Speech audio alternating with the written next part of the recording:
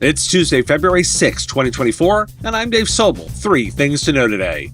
The SEC introduces new cybersecurity rules for SaaS systems to enhance data protection. Zero Trust adoption is on the rise in SMB and Midmarket sectors, per some TechAisle reports. And the FBI warns SMBs those old routers are targeted in a China-linked hacking campaign. This is the business of tech.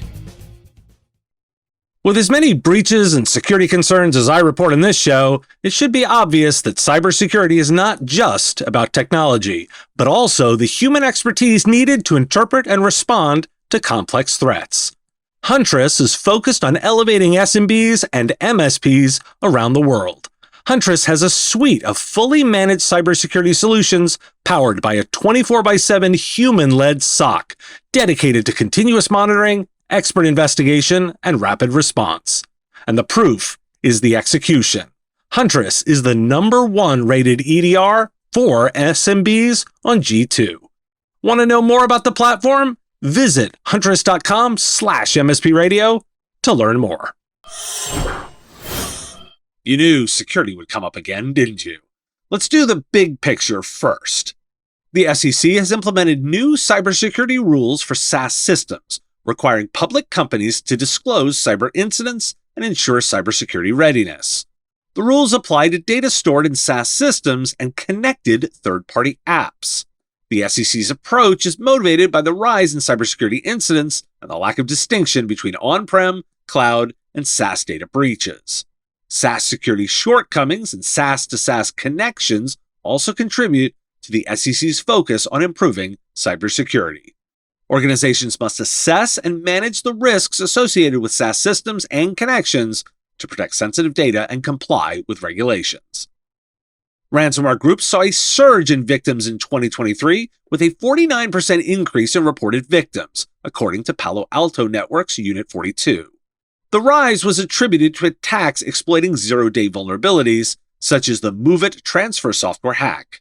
Unit 42 also identified 25 new ransomware leak sites, but noted that some had shut down.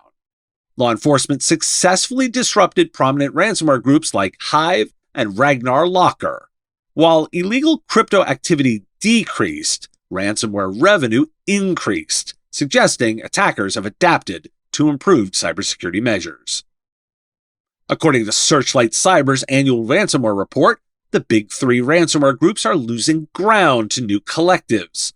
Although their attack output increased in 2023, their share of overall ransomware victims declined as the total number of operators grew. New groups such as 8baseM, Akira, and Rycidia emerged as active ransomware operators. The report also highlighted the fluid nature of ransomware operations, with groups dissolving and reforming under new names and borrowing tactics from rivals. Security teams are advised to track ransomware groups on the dark web to stay updated on the latest threats. According to a report by Cohesity, despite having do-not-pay ransomware policies, 97% of UK organizations that fell victim to ransomware attacks in the past 2 years have paid the ransom. The research also found that many organizations are willing to pay millions to recover data and restore business processes. Respondents expressed concern about their ability to deal with cyber attacks and the need to improve executive awareness and data security responsibility. A study by Commvault reveals an increasing synergy between IT and security teams in businesses as organizations recognize the need for collaboration to combat those sophisticated cyber breaches. The study shows that the relationship between IT ops and security departments has become more interconnected, with shared objectives and united procedures. However, there's still progress to be made in setting up collective systems for security incident recovery. Why do we care? Despite progress, ransomware groups are finding lots of opportunities. I'm fascinated by their ability to adapt and reshape. And this sets the groundwork for our next story. In an analysis by TechAisle, Zero Trust adoption is gaining significance in the SMB and mid-market sectors. While awareness of Zero Trust is low among small businesses, larger organizations show higher familiarity and perceive it as important. About 30% of upper mid-market firms are engaged in zero trust access projects, while small businesses have no immediate plans. Zero Trust's unique approach of perpetual authentication and focus on proactive security resonates with those small customers. Implementing Zero Trust poses challenges such as inventory management, resource allocation, communication, and cultural transformation. Partner ecosystems are crucial in helping organizations adopt Zero Trust by providing guidance, expertise, and fine-tuning solutions. Why do we care? Zero Trust, while not a silver bullet nor a magic solution, feels like a directional change in how security is managed in organizations. I challenge that the change is needed. If insanity is doing the same thing repeatedly and expecting different results, security practices should also change to get different results, and thus, Zero Trust. Now, let's get tactical. A recent China-linked router hacking campaign demonstrated that small and medium-sized businesses with old routers have become a target for nation-state hackers. The FBI disclosed that the campaign compromised hundreds of SMB and home routers, forming a botnet that could be used for launching attacks against critical infrastructure.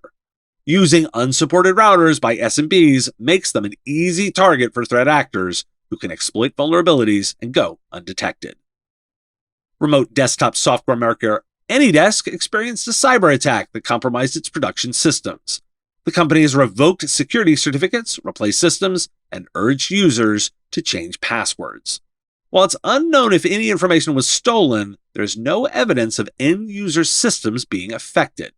AnyDesk recommends downloading the latest software version and has disclosed the incident to relevant authorities.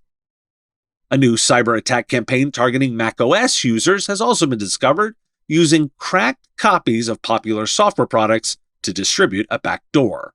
It's large-scale and novel, multi-stage payload delivery technique, and it sets this campaign apart. The threat actor behind the campaign is using cracked macOS apps with titles that would interest business users, putting organizations at risk if they do not restrict user downloads.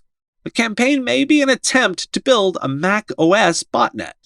The malware, called Activator, prompts users to copy two malicious executables to the application's folder, disabling macOS's gatekeeper settings and initiating a series of malicious actions. Even if the cracked software is later removed, the infection remains. Why do we care? The fact that the macOS campaign is unique caught my eye. A macOS botnet is a scary proposition. If you need another reason to upgrade your customer's old gear, the fact that it's being specifically targeted and called out by the FBI should help. One would hope, right? Today's episode is supported by CoreView. Your customers need your Microsoft 365 expertise, and CoreView has the only M365 management platform designed for MSPs. Manage hundreds of tenants, automate manual tasks, and monitor compliance, all while intelligently comparing to the baseline. With a no-code control approach, CoreView revolutionizes your Microsoft 365 administration. This powerful platform enables automatic reporting and remediation, ensuring optimal performance and security. The best part? You achieve this high level of service without the need for a large workforce, allowing you to focus on growing your business through efficiency. Want to know more? Visit coreview.com/MSP and find out more. Thanks for listening. Today, National Frozen Yogurt Day and National Chopsticks Day.